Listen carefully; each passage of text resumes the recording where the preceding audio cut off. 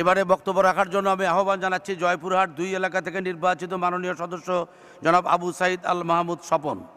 মাননীয় সদস্য, আপনার সময় 20 মিনিট। ধন্যবাদ মাননীয় স্পিকার। মাননীয় অর্থমন্ত্রী সরকারের পক্ষ থেকে 2017-18 যে বাজেট উপস্থাপন করেছে তার উপর আলোচনা করার সুযোগ দেওয়ার জন্য আপনাকে ধন্যবাদ। আজকে ঐতিহাসিক 7ই জুন, স্বাধীন সার্বভৌম বাংলাদেশের উদ্ভবের পথে এক গুরুত্বপূর্ণ মাইল ফলক এই 7ই জুন, ঐতিহাসিক 6 দফা। এই 6 দফার দিবসে আমি জাতির জনকের প্রতি গভীর শ্রদ্ধা নিবেদন করছি এবং 6 দফার আন্দোলন সহ মহান মুক্তিযুদ্ধ এবং বাঙালির স্বাধীনতা আন্দোলনে যারা আত্মাহুতি দিয়েছেন তাদের সকলের প্রতি আন্তরিক শ্রদ্ধা এবং কৃতজ্ঞতা জ্ঞাপন করছি। বক্তব্যের শুরুতেই আপনাকে এবং এই মহান সংসদ সহ সমগ্র দেশবাসীকে আমার নির্বাচনী এলাকা জয়পুরহাটের কালাইক্ষেত্রা লাক্কেলপুরের জনগণের পক্ষ থেকে আন্তরিক শুভেচ্ছা এবং মাহে রমজানের শুভেচ্ছা জানাচ্ছি। মাননীয় স্পিকার, অর্থমন্ত্রী মহোদয় তার বাজেট বক্তৃতায় বলেছেন, বাংলাদেশ ইতিমধ্যেই উচ্চ প্রবৃদ্ধি অর্জনের পাশাপাশি এর সুবিধা সর্বস্তরে মানুষের মধ্যে বিস্তারে উল্লেখযোগ্য সাফল্য অর্জন করেছে।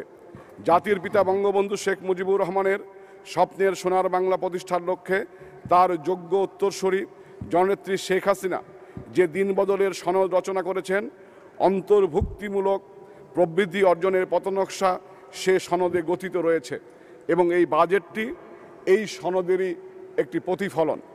এবারে 4,266 কোটি টাকার যে বিশাল বাজেট, এই বাজেট নিয়েই বাইরে অনেকেই সমালোচনা করবার চেষ্টা করছেন, অনেকেই বাজেট বাস্তবায়নের সক্ষমতা নিয়ে কথা বলছেন।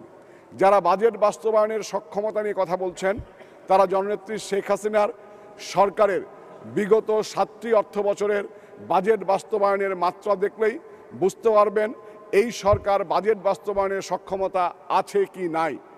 তর্কের কারণে তর্ক, অনাহত বিতর্ক সৃষ্টির যে মানসিকতা কিছু মানুষের মধ্যে আমরা লক্ষ্য করি, তাদেরকে আমি অনুরোধ করব তারা একবার তাদের হৃদয়ের চোখ প্রসারিত করে বঙ্গবন্ধু কন্যা জননেত্রী শেখ হাসিনার দিকে, তার মুখের দিকে একবার তাকিয়ে দেখুক, তাহলেই দেখতে পারবেন বাংলাদেশের সক্ষমতা কোথায় গিয়ে দাঁড়িয়েছে।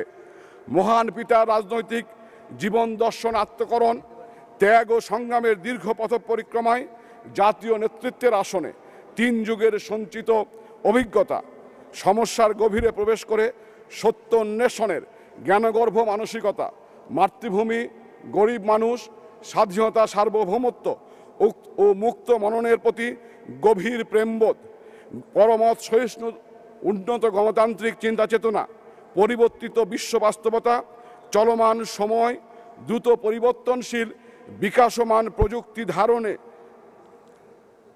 ধারণের প্রগতিশীল মানসিকতা, মানবতা ও ধর্মের প্রতি চরম শ্রদ্ধাশীল দৃঢ় অবস্থান, বিচক্ষণতায়, প্রজ্ঞায়, নমনীয়তায়, প্রয়োজনে কঠোরতায়, মৃত্যু ভয়শূন্য অনন্য সাহসিকতা সম্পন্ন বাংলার প্রধানমন্ত্রী, উন্নয়ন মাতা, কল্যাণের কান্ডারী বাংলা মায়ের এই শতাব্দীর শ্রেষ্ঠ কন্যা জননেত্রী শেখ হাসিনা আজকে শুধু বাংলাদেশের নেত্রী নন, আজকে পদ্মা, মেঘনা, গৌরী, যমুনার এই প্রিয় মাতৃভূমির এই মানচিত্র পেরিয়ে জননেত্রী শেখ হাসিনা আজকে বিশ্ব মানচিত্রে সদর্প পদচারণা করছেন।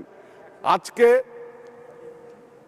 যখন পৃথিবীর বিভিন্ন জায়গায়, বিভিন্ন স্থানে গুরুত্বপূর্ণ বিভিন্ন সেমিনার, সিম্পোজিয়াম, শীর্ষ সম্মেলন হয়, সেই শীর্ষ সম্মেলনগুলোতে জননেত্রী শেখ হাসিনা বাংলাদেশের প্রধানমন্ত্রী সগর্ব উপস্থিতি এবং তার গুরুত্ব, এটিকে অনুধাবন করলে আমরা দেখতে পারি বাংলাদেশের সক্ষমতা কোথায় গিয়ে দাঁড়িয়েছে। আমরা এই কয়েকদিন আগেও দেখলাম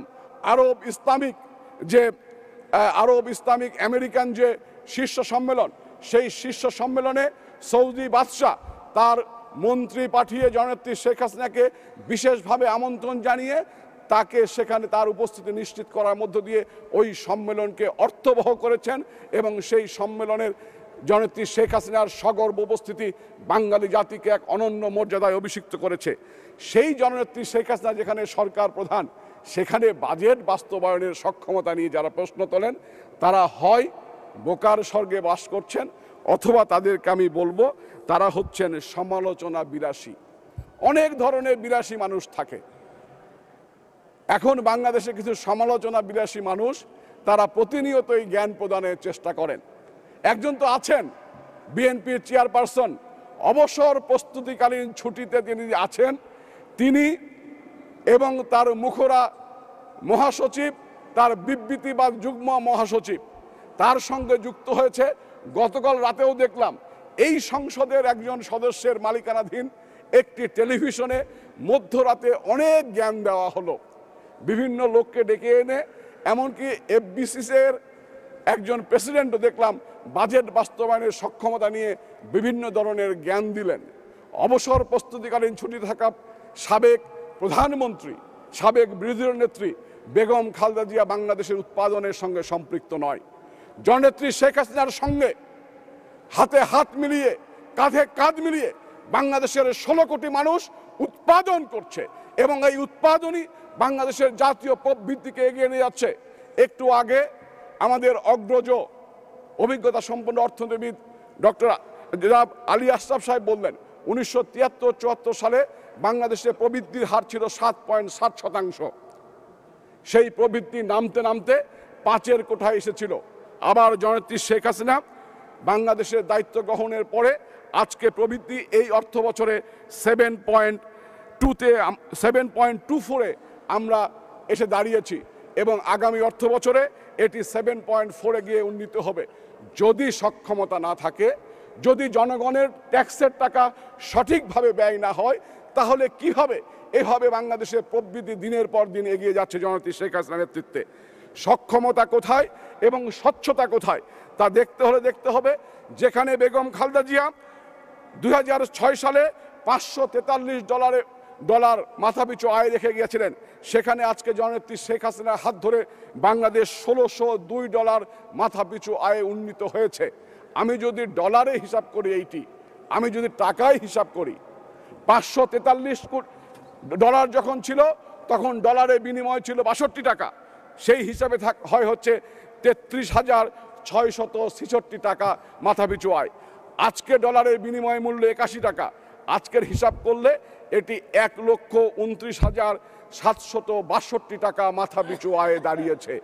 এটাই হচ্ছে এই সরকারের সক্ষমতা। অতি দরিদ্র যেখানে খালেদা জিয়া রেখে গেছিলেন 38.4%, আজকে সেই অতি দরিদ্রের হার নেমে এসেছে 23.2%-এ। দরিদ্রের হার, অতি দরিদ্রের হার যেখানে রেখে গিয়েছিলেন 24.2%, সেটি আজকে 12.9% এসে উপনীত হয়েছে। এটাই হচ্ছে সরকারের সফলতা। বিদ্যুৎ, বেগম খালেদা জিয়া 2001 সালে জননেত্রী শেখ হাসিনা 4300 মেগাওয়াট বিদ্যুৎ উৎপাদন করে তার হাতে দিয়ে গেছিলেন। খালেদা জিয়া 5 বছরে সেটিকে 3400 মেগাওয়াটে নামিয়ে এনেছিল। আগায়নি, পিছিয়েছে। আর জননেত্রী শেখ হাসিনা এই কয় বছরে সেটিকে 15,379 মেগাওয়াটে উন্নীত করেছেন এবং যে পথনকশা তিনি দিয়েছেন সেই পথনকশা বাংলাদেশে তিনি বাস্তবায়ন করবেন। সক্ষমতা কোথায়, স্বচ্ছতা কোথায়, দেশপ্রেম কোথায়? এক ঘোষণায় বঙ্গবন্ধু কন্যা 26,193টি প্রাথমিক বিদ্যালয়কে সরকারিকরণ করেছেন। এই দেশে একমাত্র পেরেছিলেন যুদ্ধ বিধ্বস্ত দেশে তার পিতা বঙ্গবন্ধু শেখ মুজিব। আর কেউ প্রাথমিক বিদ্যালয়কে সরকারিকরণ করতে পারে নাই। তার কন্যা জননেত্রী শেখ হাসিনা এক অর্ডারে 26,193টি প্রাথমিক বিদ্যালয়কে সরকারিকরণ করেছেন। এইভাবেই চলছে আমাদের ভূমিতে এক মহা উন্নয়ন কর্মযজ্ঞ চলছে। উন্নয়ন, অবকাঠামো উন্নয়নের এক মহা কর্মযজ্ঞ চলছে। পদ্মা সেতু নিয়ে অনেক নাটক হয়েছে, বিস্তারিত বলতে চাই না। আজকে পদ্মা সেতু প্রায় 47 কাজ শেষ হয়েছে। সরকার আশা করছে, রাষ্ট্র আশা করছে, আমাদের গর্বের জায়গায় পদ্মা সেতু 2018 সালের মধ্যে সে তার উপর দিয়ে গাড়ি চালিয়ে জননেত্রী শেখ হাসিনা টুঙ্গিপাড়ায় বঙ্গবন্ধুর মাজার জিয়ারত করতে যাবেন। এখানে কর্মবীর, প্রজাতন্ত্রের কর্মবীর সড়ক পরিবহন এবং সেতুমন্ত্রী আছেন, তার কাছে, আপনার মাধ্যমে তার কাছে আমি বিনীত অনুরোধ করছি, 2018 সালে যেহেতু এই পদ্মা সেতুর কাজ শেষ হবে, এটিকে 2018 সালের 28শে সেপ্টেম্বরকে যেন নির্ধারণ করা হয়। 28শে সেপ্টেম্বরে জননেত্রী শেখ হাসিনার ৭১তম জন্মদিনের শুভ দিনে তার হাত দিয়ে পদ্মা সেতু উন্মুক্ত হোক এবং জননেত্রী শেখ হাসিনা তার জন্মদিনে বঙ্গবন্ধুর মাজারে গিয়ে শ্রদ্ধাঞ্জলি অর্পণ করুক। এটি মাননীয় যোগাযোগ মন্ত্রীর কাছে আমার বিনীত অনুরোধ। মাননীয় স্পিকার, এই বাজেট নিয়ে অনেক জ্ঞানগর্ভ আলোচনা হয়েছে, আরও আলোচনা হবে। আমি বাজেটের একটি বিষয়ে আপনার মাধ্যমে অর্থমন্ত্রী এবং মাননীয় প্রধানমন্ত্রীর দৃষ্টি আকর্ষণ করতে চাই। ব্যাংকে মানুষ টাকা রাখবে, সেই টাকার উপর 1 লাখ টাকার উপরে 1 লাখ টাকার উপরে থাকলে আগে দেওয়া রাখতো 500 টাকা, এখন দিতে হবে 800 টাকা। এ নিয়ে একটি তুগলকি কাণ্ড চলছে সারা দেশে, নানাবিধ সমালোচনা ঝড় উঠছে। আমি অনুরোধ করব এই জায়গাটি থেকে সরে এসে পূর্বে যে অবস্থায় ছিল সেই অবস্থায় যেন রাখা হয়, তাতে করে জনগণের সঙ্গে আমাদের দূরত্ব সৃষ্টি হবে না এবং মানুষ ব্যাংকে টাকা রাখতে স্বস্তি বোধ করবে। যদি ব্যাংকে টাকা মানুষ না রাখে, সেই টাকা অন্য জায়গায় সঞ্চিত করলে অর্থনীতির চাকা বিঘ্নিত হবে। শুধু তাই নয়, আরএমজি খাত বাংলাদেশের গার্মেন্টস খাত একটি গুরুত্বপূর্ণ খাত। এখানে কর্মসংস্থান হয়েছে, এখান থেকে বৈদেশিক মুদ্রা অর্জিত হয়। সেখানে আমরা জানি আরএমজি খাতে উৎসে 0.7% কর দিতে হয়। কিছুদিন আগে এই করটি বাড়িয়ে 1% করা হয়েছিল। এরপরে ব্যবসায়ী মহল সহ সর্বমহল থেকে অনুরোধ করবার পরে আগামী 30শে জুন পর্যন্ত এটাকে 0.7-এ রেখে একটি এসআরও দেওয়া হয়েছে। 30শে জুনের পরে আবার কি এটা বেড়ে 1% যাবে কিনা, এই নিয়ে আমাদের এই গুরুত্বপূর্ণ সেক্টরটি অনেক ধরনের সমস্যায় রয়েছে। আমি অনুরোধ করব, হলি আর্টিজেনের ঘটনার পরে আমাদের গার্মেন্টস শিল্প একটি ধাক্কার মধ্যে পড়েছে, একটি ক্রান্তিকাল অতিক্রম করছে। এই মুহূর্তে যেন এটিকে বাড়িয়ে 1% করা না হয়, পূর্বের মতো 0.7-এ উৎস কর কাটা হয়, সেই ব্যবস্থাটি করবেন, এটা আমি বিনীত অনুরোধ করছি। মাননীয় স্পিকার, ভ্যাট নিয়ে অনেক ধরনের কথা হচ্ছে। আমার বক্তব্যটি হচ্ছে, ভ্যাট আমরা দিচ্ছি, ভ্যাট আমরা দিয়ে অভ্যস্ত। আমরা যখন খাবার খাই হোটেলে আমরা ভ্যাট দিই, আমরা সামগ্রী ক্রয় করি আমরা ভ্যাট দিই, কিন্তু এই ভ্যাটটি সরকারের কোষাগারে জমা হয় খুব কম। এটি হচ্ছে ভ্যাটের ক্ষেত্রে একটি বড় সমস্যা। যেভাবেই হোক এটাকে সক্ষমতা এনবিআরকে অর্জন করতে হবে। সেটি হচ্ছে ভ্যাট আদায়টি, জনগণ যে ভ্যাটটি দিচ্ছে সেই ভ্যাটটি যেন রাষ্ট্রের কোষাগারে জমা হয়। প্রয়োজন বোধে আমি দেখলাম মাননীয় অর্থমন্ত্রী একটি অ্যাপ করার কথা বলেছেন। অ্যাপটি করা অত্যন্ত গুরুত্বপূর্ণ এবং এই অ্যাপটির ক্ষেত্রে যদি এই জায়গাটা তৈরি করা যায়, আমার ভ্যাট আমি দেব, আমি নিজের হাতে দেব। আমি যদি আমার ভ্যাট যেটা আমি দোকানে পরিশোধ করছি সেই ভ্যাটটি পরিশোধ করার পরে ওইখানে যদি অ্যাপের মধ্যে আমি নিজে এটিকে এন্ট্রি করতে পারি, তাহলে জনগণও স্বস্তি লাভ করবে। কারণ আমি যে টাকাটি ভ্যাট হিসাবে দিচ্ছি সেই টাকাটি যে আমাদের রাষ্ট্রীয় কোষাগারে জমা হচ্ছে, আমার দেশের কোষাগারে জমা হচ্ছে, এই স্বস্তিবোধটা আমার থাকবে। পাশাপাশি রাষ্ট্র লাভবান হবে, এখান থেকে দুর্নীতি কমে আসবে। এবং এখানে আরেকটি অনুরোধ আমি করতে চাই, যদি যেহেতু জননেত্রী শেখ হাসিনা কল্যাণের নেত্রী এবং তিনি কল্যাণের পথে পথ চলছেন, যদি সম্ভব হয় তাহলে এই যারা ভ্যাট দেবেন সেই সমস্ত মানুষের আইডেন্টিফিকেশন নাম্বার থাকে এবং আমরা এই ভ্যাটটি দেওয়ার পরে আমি যে ভ্যাটটি দিলাম তার 10% টাকা যদি সংরক্ষণ করা হয়, যখন আমার বয়স 60 বছর হবে এই 10% টাকা রাষ্ট্র মাসিকভাবে আমাকে পেনশন হিসাবে অথবা সিনিয়র সিটিজেন ভাতা হিসাবে অথবা যে কোনো একটা ফরম্যাটে আমাকে ফেরত দেবে। তাহলে আমি আরও বেশি ভ্যাট দিতে উৎসাহিত হব এবং এর মধ্যে একটি স্বস্তি আমাদের মধ্যে আসবে। এটি করলে এবং ভ্যাটটিকে যদি এখন যে অবস্থায় আছে সেই অবস্থায় রেখেও আমরা ভ্যাটটিকে স্বচ্ছ করতে পারি, জনগণ যে ভ্যাটটি দিচ্ছে সেই ভ্যাটটি যদি সত্যিকারেই কোষাগারে জমা হয়, তাহলে এইবার যে 91,000 কোটি টাকা ভ্যাট থেকে আসবার কথা, আমি কনফার্ম বলতে পারি এটি 2 থেকে 3 গুণ আদায় বেশি হবে।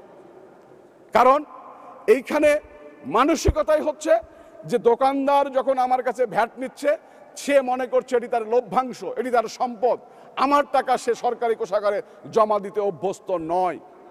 এবং যখন সরকারি কোষাগারে জমা দিতে হয় তখনই সরকার খারাপ হয়ে যায়, তখনই সরকারের বিরুদ্ধে সমালোচনা করা হয়। এই মানসিকতা, এই সিস্টেমটাকে আমাদের বদলাতে হবে। মাননীয় স্পিকার, আরও কিছু বিষয় এবার দেখলাম ফ্লাশ ফ্লাড হলো আমাদের হাওর অঞ্চলে।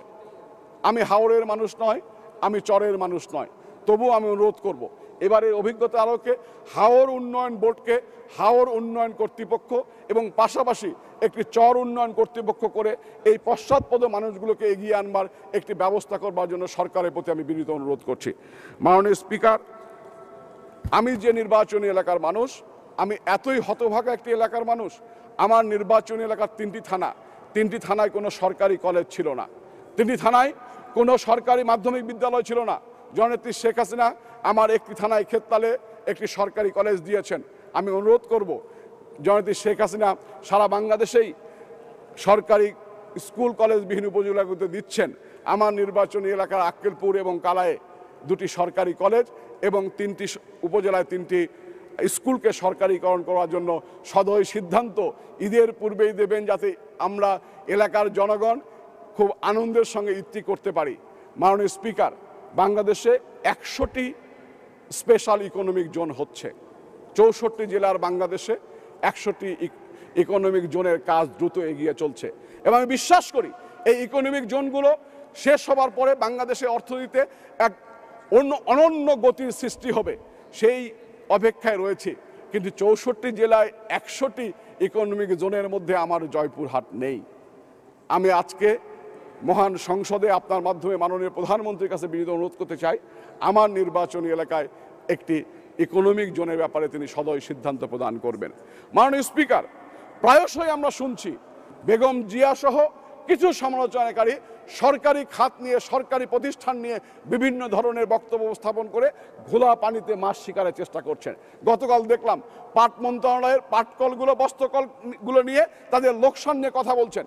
পাটকল, বস্ত্রকলের লোকসান আজকে নতুন কিছু নয়, আর ট্যাক্সের টাকায় শুধুমাত্র লাভজনক প্রতিষ্ঠান চলবে, অন্যান্য প্রতিষ্ঠানগুলোর সক্ষমতা বৃদ্ধির জন্য আমরা চেষ্টা করব না, এটা হতে পারে না। সুখবর হচ্ছে এইটা, আজকে জননেত্রী শেখ হাসিনার নেতৃত্বে তার পাট ভবন ব্যবহারের মধ্য দিয়ে আমাদের সোনালী আঁশ আবার সেই জায়গায় প্রত্যাবর্তন করে সোনালী আঁশ আমাদেরকে নতুন পথের উন্মোচন করে দিচ্ছে। সেই জিনিসগুলো জননেত্রী শেখ হাসিনা দরদ দিয়ে রাষ্ট্রকে ভালোবেসে, মাতৃভূমিকে ভালোবেসে বিভিন্ন প্রতিষ্ঠানগুলি যেগুলো লোকসানি ছিলেন সেগুলোগুলো সক্ষমতা বাড়িয়ে আস্তে আস্তে এটিকে এগিয়ে নিচ্ছেন। এই জায়গাটাই সবাইকে সহযোগিতা করতে হবে। সহযোগিতা না করে শুধু মধ্যরাতে টেলিভিশনের টকশোতে বসে অথবা কয়েকজন মানুষ নিয়ে একটি গোলটেবিলের শীত নিয়ন্ত্রিত কক্ষে গোলটেবিলে আয়োজন করে সেখানে সরকারকে তুলোধনা করলেই চলবে না। জননেত্রী শেখ হাসিনা অন্তর্ভুক্তিমূলক গণতন্ত্রের পথে বাংলাদেশকে এগিয়ে নিচ্ছেন এবং এই অন্তর্ভুক্তিমূলক জায়গায় জননেত্রী শেখ হাসিনা আনতে পেরেছেন এই কারণেই তিনি যেমন পহেলা বৈশাখে বেগম মতিয়া চৌধুরীকে সঙ্গে নিয়ে গণভবনে দাঁড়িয়ে তার রাজনৈতিক সহকর্মীদের সঙ্গে নিয়ে এসে হয়ে বৈশাখ গান গাইতে পারেন, তিনি তেমনি আলেম ওলামাদের সঙ্গে নিয়ে আলেম ওলামাদের সমস্যা নিয়ে আলোচনা করতে পারেন, তাদেরকে আত্মীকরণ করতে পারেন, কওমি মাদ্রাসাকে স্বীকৃতি দিতে পারেন এবং তিনি ধর্মকে ঊর্ধ্বে তুলে ধরতে পারেন। একই অঙ্গে একই সঙ্গে তিনি সবাইকে ধারণ করবার যে প্রবণতা, যে মানসিকতা তার মধ্যে রয়েছে, এটিই বাংলাদেশের অন্তর্নিহিত শক্তি এবং এই শক্তি দিয়েই বাংলাদেশ সামনের দিকে এগিয়ে যাবে। 7.7% প্রবৃদ্ধির যে জায়গাটি 1973-74 সালে ছিল, আমি মাননীয় প্রধানমন্ত্রী এবং সরকারের কাছে অনুরোধ করব আগামী অর্থ বছরে আমাদের প্রবৃদ্ধি হবে 7.4%। এটিকে পরের অর্থ বছরের মধ্যেই বঙ্গবন্ধুর রেখে যাওয়া 7.7% কীভাবে উন্নীত করা যায় সেই ব্যাপারে তারা পঞ্চবার্ষিক পরিকল্পনা বাস্তবায়নের মধ্য দিয়ে এগিয়ে নেবেন, এটি আমার বিনীত প্রার্থনা। মাননীয় স্পিকার, আমাকে আর 2 মিনিট সময় দিবেন, আমি একটি ছোট্ট কথা বলে শেষ করব। আমি একদিন আমার গ্রামের নির্বাচনী এলাকার একটি গ্রামের একটি মোড়ে বসে কয়েকজন ভ্যান চালকের সঙ্গে বসে চা খাচ্ছিলাম। হঠাৎ করে একজন মুরব্বী ভ্যান চালক, খুব বয়োবৃদ্ধ, তিনি বললেন, বাবা শোনেন, যতদিন শেখ হাসিনা বাসে আছে ততদিন শেখ হাসিনা প্রধানমন্ত্রী থাকবে। আমি বললাম, এটা কি সম্ভব? বাংলাদেশের মানুষ তো বারবার একটা সরকারকে ভোট দেয় না বাবা, এটা কিভাবে সম্ভব? আমি মনে করলাম আমি নেতা মানুষ, হয়তো আমাকে উনি পাম দিচ্ছেন। উনি বললেন, বাবারে আগেও সরকার ছিল, আগেও অনেক সরকার দেখছি, শেখ হাসিনার মতো সরকার দেখিনি বাবা। আমি কেন, কি দেখলেন আপনি? উনি বললেন, আগের সরকারগুলো রিলিফ দিত বাবা, ওই রিলিফ চুরি হয়ে যায়, তো ওই রিলিফ মানুষের কাছে পৌঁছাতো না। আর এখন শেখ হাসিনা ঢাকায় বসে থেকে গাঁয়ের সমস্ত গরিব মুরব্বী মানুষের খাবারের ব্যবস্থা করে দিচ্ছেন। তাই আমি বললাম, যাদেরকে দিচ্ছেন তারা তো অনেকেই জননেত্রী শেখ হাসিনাকে পছন্দ করেন না, তাদেরকে ভোট দিতে চান না। 2 মিনিট বলুন, 2 তোমরা তো মিনিট বড় বলুন, লোক মানুষ, 2 মিনিট। 2 মিনিট বলুন। তোমরা তো ধনী মানুষ, তোমরা ক্ষুধার কি জ্বালা তোমরা বুঝবে না। আমরা যারা গরিব মানুষ আমরা বুঝি ক্ষুধার কি জ্বালা। যখন ক্ষুধার বিষ ওঠে বাবা, তখন দুনিয়ার কিছু মনে থাকে না। সমস্ত গরিব মানুষকে, মুরব্বী মানুষকে শেখ হাসিনা পেট ভরে ভাত খাওয়ার সুযোগ করে দিছে। ওই মানুষগুলা শেখ হাসিনা ভোট না দেখ, ভাত খাওয়ার পরে ওই মানুষগুলা পেট ভরে ভাত খাওয়ার পরে একটা তৃপ্তির ঢেকুর তুলে একটা আলহামদুলিল্লাহ উচ্চারণ করে। আর এই গরিবের দোয়া আল্লাহর আরশে সবার আগে পৌঁছায়। আর যতদিন শেখ হাসিনা বেঁচে আছেন এই গরিবের দোয়াই শেখ হাসিনা প্রধানমন্ত্রী থাকবেন। শেখ হাসিনাকে নামানোর শক্তি পৃথিবীর কারো নাই। আমি এটা বিশ্বাস করি, তখন বিশ্বাস করিনি। 2014 সালে যখন জননেত্রী শেখ হাসিনাকে পরাজিত করবার জন্য, ক্ষমতার বাইরে নেবার জন্য নানামুখী ষড়যন্ত্র দেশি বিদেশি দেখলাম, এবং জননেত্রী শেখ হাসিনা শুধুমাত্র জনগণের উপর এবং আল্লাহর উপর বিশ্বাস স্থাপন করে দৃঢ় পদক্ষেপে এগিয়ে গেলেন এবং বাংলাদেশকে সংকট মুক্ত করলেন। তখন থেকে আমি বিশ্বাস করি ওই গরিব ভ্যান চালক যে কথাটি বলেছে সেই কথাই সত্য।